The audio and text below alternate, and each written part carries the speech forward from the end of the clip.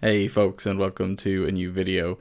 Editor Ian here to introduce this video. So if you watched the last video, you'll know that it was running on a little bit, so I decided to kind of cut it where it was in the middle of the video, which meant that there wasn't really a good continuity between an outro to the last video and intro to this one. So this is me here as your continuity. So we're going to jump straight in to starting to fit devices to the workbench, and then we're kind of going to go from there and get all the way to the end to the finished workbench. So yeah, that's it. I just want to give a little overview because I don't start this with the usual introduction. I just jump straight into talking about something. So enjoy, and I'll see you at the end. All right. Next thing workbench needs is good work holding. So I use good a little loosely maybe for this device. So this is a 5-inch kind of metalworking vise that I got. They always look bigger on when you get them on the internet on the pictures, but that's what I got. So this though is only one of two vices I have. I have another much larger woodworking vise that is we're gonna fit into the side of the table, but I got this one as well, so we're gonna fit it too. So yeah, I'm gonna mount this right here on our little corner. Yeah, I think it'll be nice. It'll be, yeah, probably somewhat useful. We'll find out. So yeah, I think that's a good position for it. Maybe, yeah, let's see. Yeah, something like that. That'll work. And then, yeah, I'll just blast some screws in here. I have these big coach screws. So she ain't gonna go nowhere with some of these. And so yeah, that's what we're doing. We'll fit them. I think these will fit. Oh yeah. Oh yeah. Oh yeah. So yeah. Mark and pre-drill holes. There's these big coach screws. They have a tendency to they're very large, so they'll just pretty much just rip through whatever material is there, as opposed to gracefully cutting through. So some pre-drilling, give us a little bit of clearance.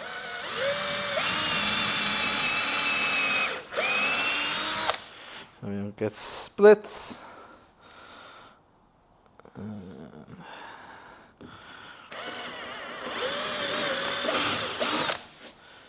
There is not very much material into that one. Oh well, let's just see how it goes.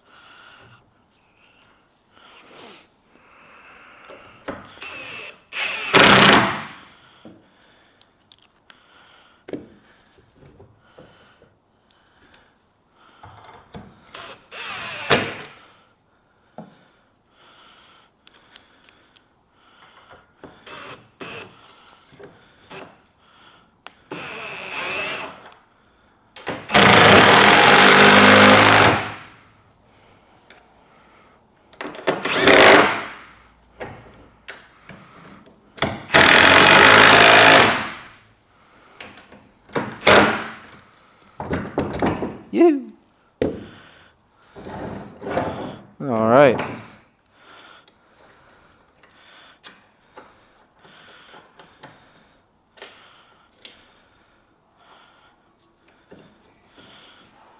And there we go. There's our vise. Oh, dinky metalworking vise. Wow, it is not high quality. Oh well, look, it's just a vise. It'll do for some stuff. Not very heavy duty, but this isn't going to be my metalworking vise. I do plan to upgrade this workshop with a lot of metalworking capabilities in the future. It's just one vise.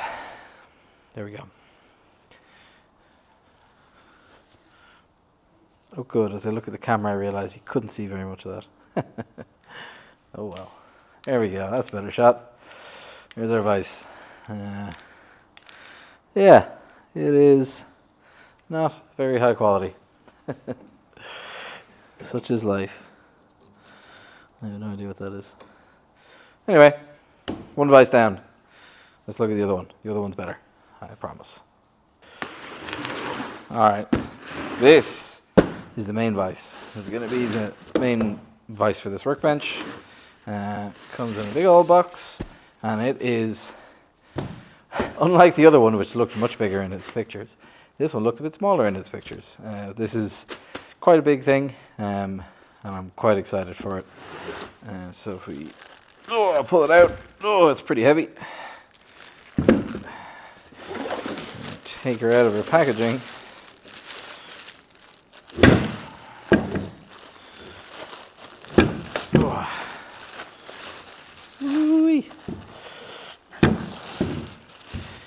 And there we have her. Now, this is actually pretty nice. The quality is pretty good. Castings look nice.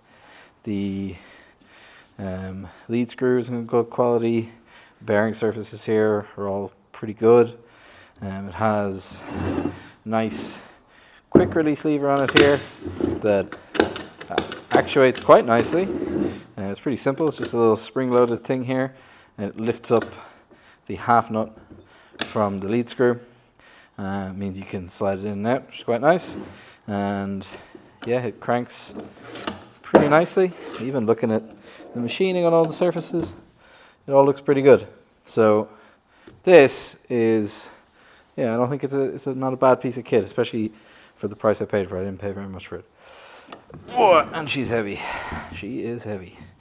So this is going to go like this orientation, bolted onto the side of the workbench here, and that'll be the main kind of vise piece here. Also has a nice little dog that comes up out of the side of it.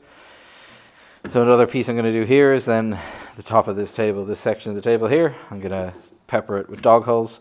And I have some dog clamping hardware coming, and I can use that little pole to clamp against, which is quite nice. Fitting this is a little bit harder than fitting the little one. I need to do a little bit of surgery to the side of the bench here. I need to cut out a notch from this piece and then kind of brace around it. And then if you see, you notice how deep this piece is. That's a fair bit deeper than the timbers here.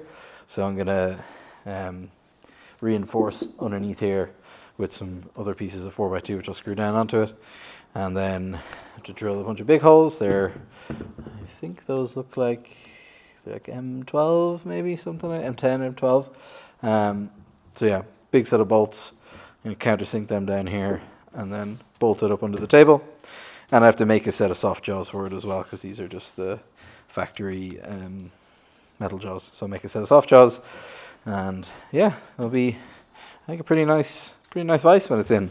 Be good, some good work holding. So yeah, that's the next piece. Got to fit this. So I'm going to do this notching, do the reinforcing of the bench, drill some holes, bolt her in, and then what else do I have to do? Oh, maybe drill the dog holes as well.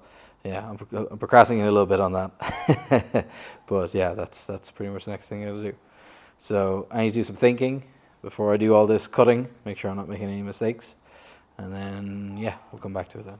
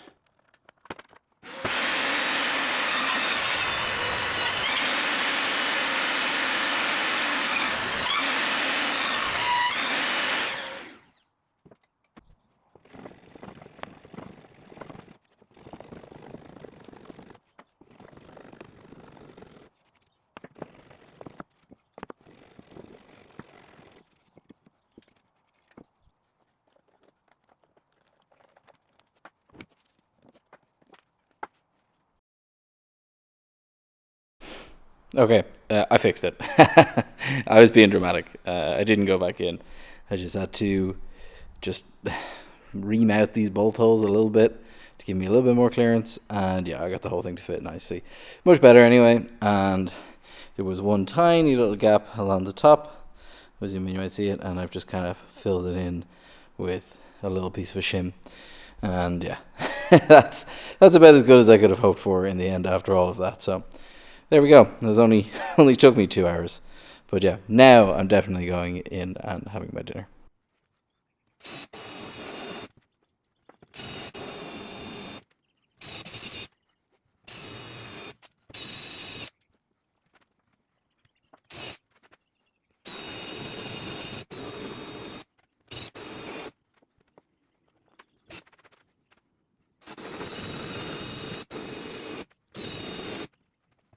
All right, there's all our dog holes done. Have pattern of them here. Only two I missed because they would interfere with the carriage bolts that holds the vise on underneath. But yeah, the rest are all in and they look pretty good. I got my what I ended up doing because I didn't want the underside of the OSB to blow out because it is very easy to do that with a Forstner bit. So I got this piece of scrap wood and I used a car jack to jack it up underneath to give me some pressure, and that worked out well. So I was able to drill all these holes without blowing the underside of the bench out. And yeah, they turned out nicely. They're not all perfect fits. Some of them are a little bit tighter than others, but they'll should loosen up over time. Also, I haven't sanded. I need to sand this and deburr all these edges, which should make it a bit smoother. Unfortunately, I don't have a chamfer bit big enough to chamfer these 20mm holes. So I'll probably just have to do it a little bit by hand with some sandpaper. But yeah, pretty happy with that. So next piece is soft jaws for the vise. I have this piece of oak over here, which I think I'm going to use for that. So yeah, that's the next bit I got to do. I'm going to have to measure it up, size how I'm going to do it, figure out exactly how thick I want the jaws and where I want them to sit and all that sort of stuff. So yeah, that's the next thing. Go and do it. Oh, I also got a bunch of clamps. So I got a whole bunch of these dog clamps. So I got these little guys. They're just little pins. So they go in to my dog holes. That one's a bit tight, but they go in like that. And then I've got these side pushing clamps, and then these top ones as well, which go in like that. Yeah, pretty happy with that. And then obviously my vise has this little peg, so I can clamp larger boards using the dog holes, which I'm very happy with. So yeah, okay, that's it. Let's make some soft jaws for this. And then I think all that's left is I'm going to sand and seal the top with the urethane. And then I think the bench is officially done. So that's cool. So yeah, let's make the jaws. So with all that, pretty much the last job to do was to fit some jaws to the main bench vise. I decided to use oak for these. I had a nice board of it lying around. I thought it just was perfect size and thickness. So it means that the jaws will be soft enough that you can hold things. It won't mar them up too much, but they won't be so soft that they just deform if you're trying to clamp hardwood. And if I use pine, for example, for these, it would likely deform easily if I was trying to clamp some harder wood. Using a harder wood for this is a little bit better.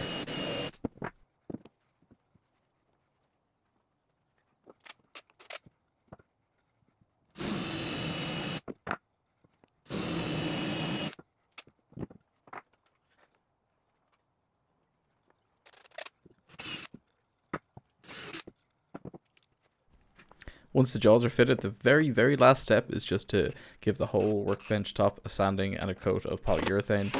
I decided not to film that because there's nothing particularly interesting about it, and you would have seen it already the last time I did my previous benches. Exact same process. Rough sanding, moving up the grits, really nice thick couple of coats of polyurethane, make that surface really solid, and then a final finish sanding on top to get it nice and smooth.